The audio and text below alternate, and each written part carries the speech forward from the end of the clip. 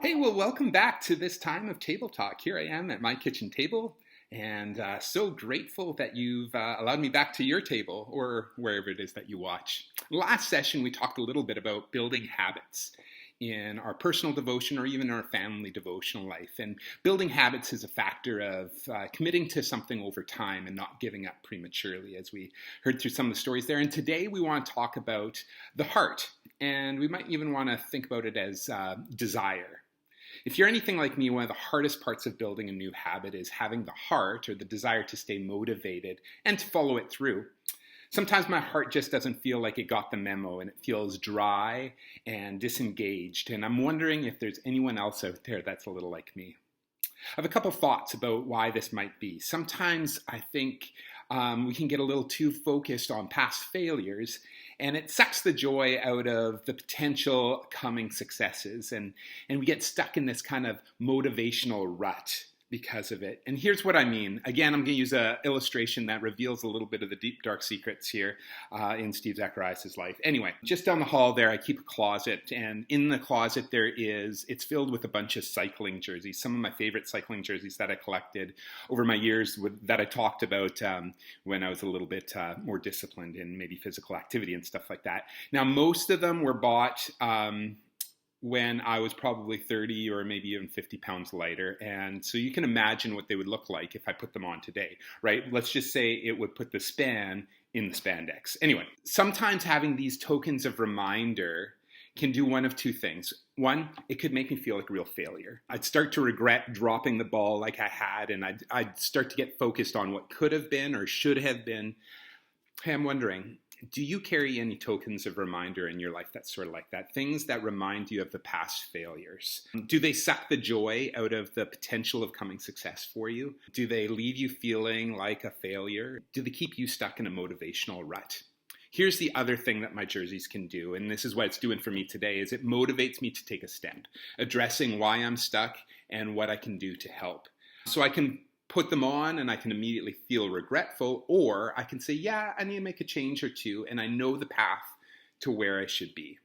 The only thing that separates which of these two messages gets to take root in my mind is my own heart, my desire.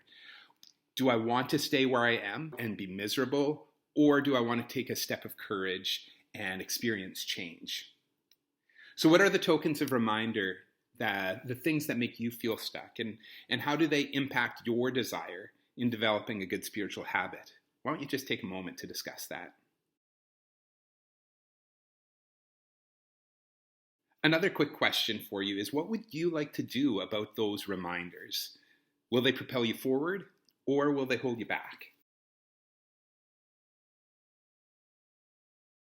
Now, if it was only as easy as just answering that question and making a decision to get unstuck, realistically, it's not always that easy. Hey, I often get stuck in motivational ruts. So why don't you let me share with you something that I like to do?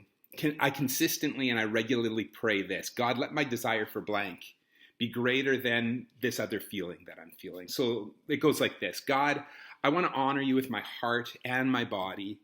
Would you guide me so that my desire for you when I'm stressed is greater than my desire for potato chips? I know it sounds kind of goofy, but maybe it goes like this. Or, God, I am in a motivational rut. Would you guide me and my desires? I crave spending more time with you than I do with my cell phone.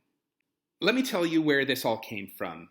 For me, it was in a biblical account in Mark chapter 9, verses 14 to 29. You might want to check it out. Now, stick with me. It's a bit of a stretch, but let me explain. There are a number of times in the Bible where people fell a little short of the mark of faith. Some who got stuck in this rut of failure or feeling a failure, and they stayed on a behavioral path that was dissatisfying and wasn't right.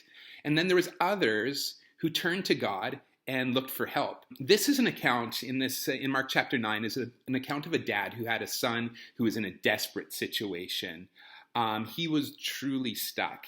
His son was plagued by an evil spirit, and it caused him significant mental, emotional, and physical harm. And it sounds like a pretty overwhelming situation if you read it.